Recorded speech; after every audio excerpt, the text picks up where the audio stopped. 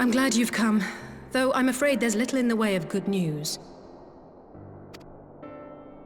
After you left, we reached out to both the Alchemists Guild and Stillglade Fane and attempted all manner of treatments. But the results were always the same. Whatever the answer is, it's not alchemy or conjury.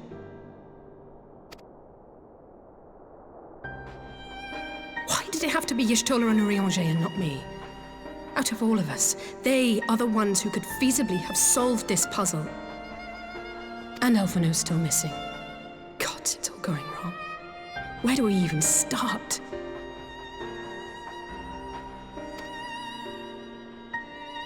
A grave situation indeed. Might I be of some assistance?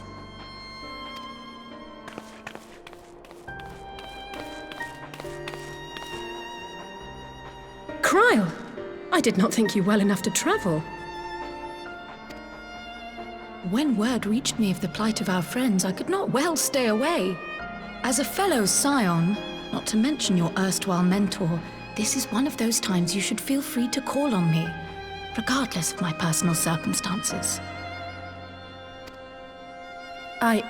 Yes, I should have thought of that. Thank you for coming, Cryle. We would welcome your insight. And I should be happy to provide it. Now, what's this I hear about Alphino heading into Imperial territory? That boy always did have some funny ideas. Do you remember the speech he gave when he was accepted to the Studium?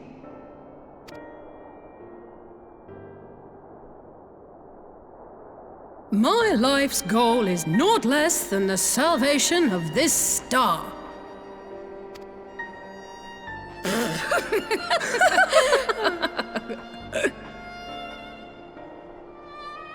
That particular grand pronouncement has been a source of great embarrassment to him, as you know. But the fact of the matter is, he meant every word and has lived his life accordingly. Yes, he remains altruistic to a fault, but I'm worried he was too fixated on his goals to see the dangers, as has happened before. You needn't be so concerned. Though his values remain the same, Alphino is not the blinkered boy he once was. Slowly but surely his eyes have been opened, thanks to a certain someone. A certain someone whom he'd be mortified to learn had heard about his little speech. Mum's the word, eh?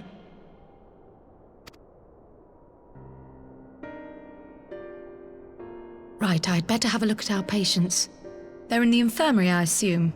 I'll need absolute quiet, so it would be best if I did this alone. If you'll excuse me.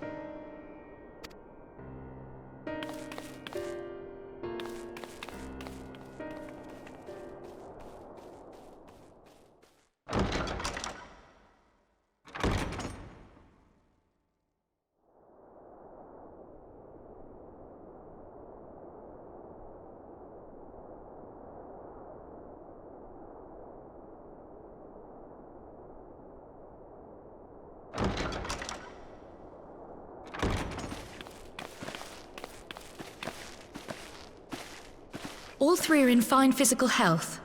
At a glance, I would say they were merely sound asleep. Except for the fact that I couldn't sense the slightest trace of them in their bodies. It's as if their souls have taken leave of their physical forms. Ah, yes. The Elder Seedseer made a similar observation. I've read the report. When you heard this mysterious voice, you described feeling as if you were somewhere else, yes? If we assume the ether which comprises your essence is being drawn to some other place, then it may be possible to follow the trail it leaves behind, just as we did in our search for Thancred. I wasn't around for that, but I can't imagine it was easy. Oh, it wasn't. But that's no reason not to try. I will have need of Master Matoya's crystal eye if I'm even to make the attempt. So I suggest we pay her a visit.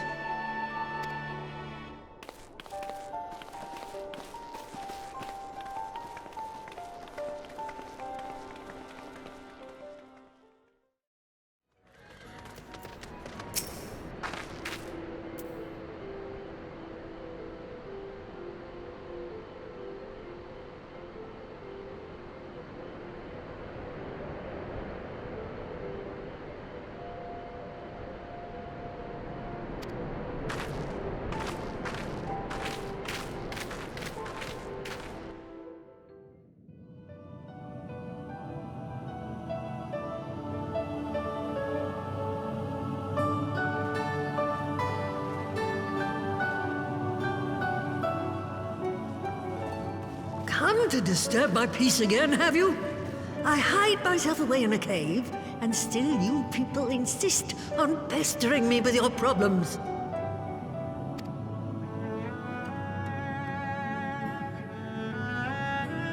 Oh, I mistook you for young what's-his-name, but I see now you're the sister.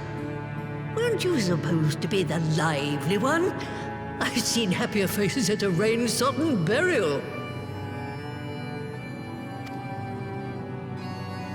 Well, I'm sorry to dash your expectations, but the situation isn't exactly conducive to gaiety.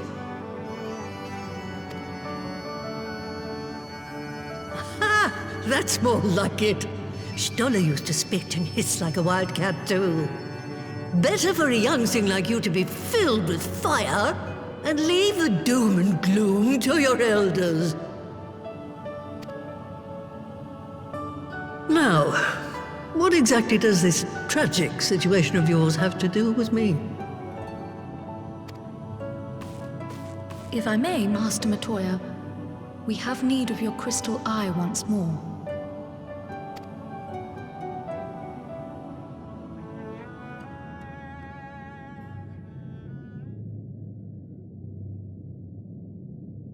And Stoller is one of the afflicted, is she? Very well. She may be an ungrateful stray, but she's my ungrateful stray, and I'll not see her buried before I am.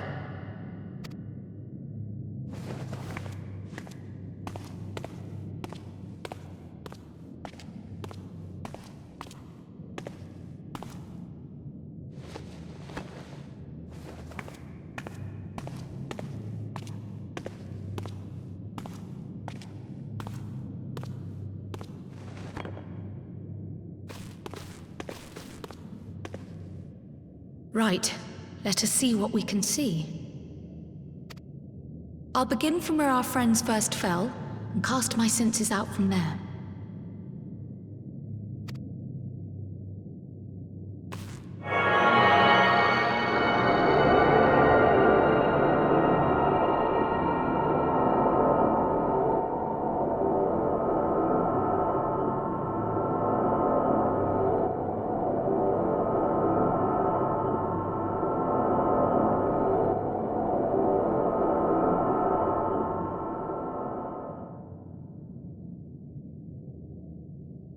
What is it? Did you find them? This doesn't make sense. How is it even possible? How is what possible? Kryl, what did you see? The threads, they just ended. And no, I didn't lose track of them. I followed them as far as they went. It's as if they were cut off. Could their ether have dissipated? If it had, oh gods! Their bodies are just husks. It's like the broodmother's daughter all over again.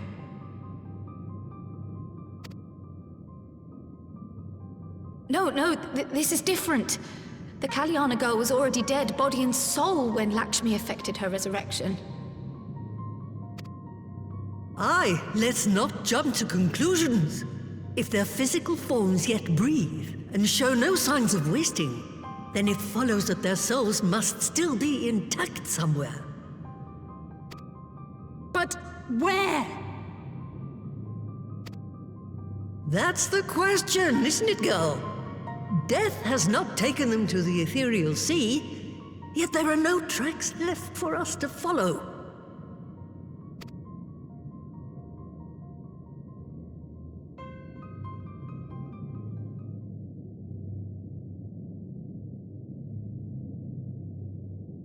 We're no closer to an answer than when we started. But knowing their souls are still out there is progress of a sort. We just have to keep looking. Pray, excuse me a moment. Yes? I remember, but... What, to Alamigo? We're on our way. That was Lee's. Apparently, a group of Populares have defected to Alamigo, and Maxima, the envoy Alphino left with, is one of them. I'm sorry. I realize we've barely begun here, but...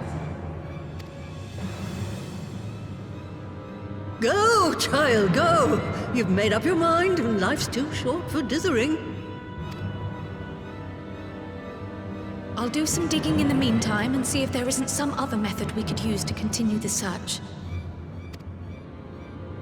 Let's be off then.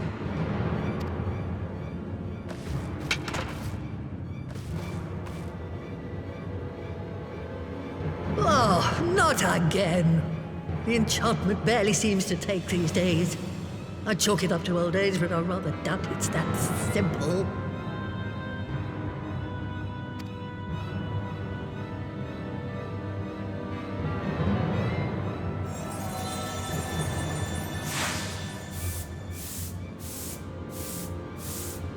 Before they took ill, Y'shtola and Urianger were sharing notes on a thinning of the ether. It seems to be happening all over. Does it now? And here I was, all set to blame my woes on that creaking mountain of refuse clogging up the Thaliac. I fear something has gone awry. Still, there's naught to be gained from starting in shadows. You can only do what can be done, and that but one thing at a time.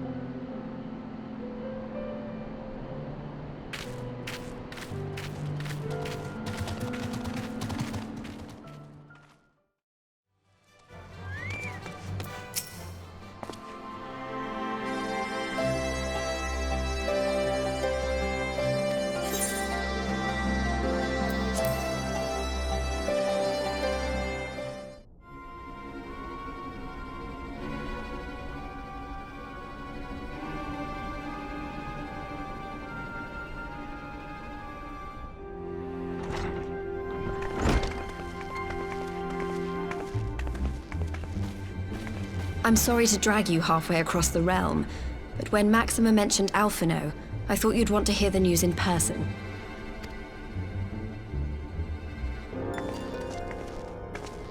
Ah, we meet again. Though I was hoping our reunion would be under more auspicious circumstances. What happened to my brother? Where is Alphino? Never fear, my lady. Your brother was in fine health when I took my leave of him, and I have no reason to assume that has changed. You assume? If you will allow me, I shall endeavor to explain events. Our troubles began not long after we departed Doma. While crossing the burn, we were fired upon by the Emperor's personal guard and forced to make an emergency landing. As we stumbled from the wreckage, our attackers fell upon us again, and we would have perished there and then were it not for the intercession of a third party, a band of mercenaries whose leader claimed to pursue a vendetta against the Ascians. This shadow hunter, as he styled himself, then escorted us out of the wastes to relative safety. Upon arriving back in civilization, I gathered my Populares colleagues and prepared to flee the Empire. Master Alphino, however, declined the invitation to join us, preferring to continue his investigation into the Ascian threat. Well, at least he's not lying in a heap in the burn. Tell us more about these Ascian hunters. Who are they? And is Alphino still with them? He is. As to who they are, I'm afraid I have nothing to tell you. Beyond the fact that they root out and destroy Ascians, they were unwilling to divulge anything which might serve to identify them. They would not even reveal their next destination. But Master Alphino asked to accompany them all the same. Since parting company with your brother, we've been engaged in a game of cat and mouse with the Emperor's Guard. We made our way through province after province, finding the army busy restoring order wherever we went, until we finally arrived here in Alamigo. I cannot thank Commander Aldin enough for giving us such an unexpectedly warm welcome. I'm not inclined to turn away refugees, no matter which land they call home. And if they can tell me how things lie in Garlemald, all the better. On that subject, there is much I would tell you. During the course of our journey, we heard tales that an entire rebel army had been slaughtered in the space of a single night. It would seem my former comrades grew tired of putting down uprisings in the conventional manner, and chose instead to bring a formidable new weapon to bear. Details were sparse, but the rumor alone was enough to dampen the flames of rebellion. I have also heard reports that several companies have withdrawn from their designated provinces and begun marching westward. It is my assessment that the Empire's forces are mobilizing for a large-scale military engagement. Westward? You mean they're getting ready to invade Alamigo? We knew this was coming, but not that it would be so soon. We've barely even begun to shore up our defenses. They won't stop an invading army. No, they won't.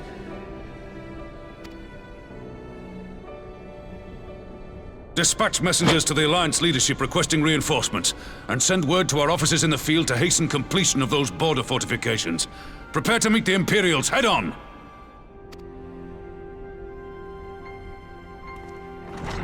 No matter how quickly we act, we still want for time.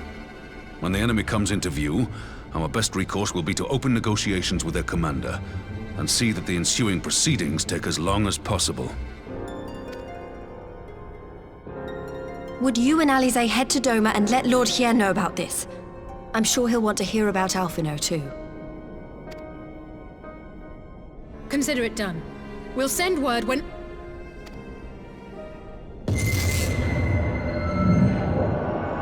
Untold sorrow must be changed. Ahead looms a calamity. Eon become instant. Throw wide the gates.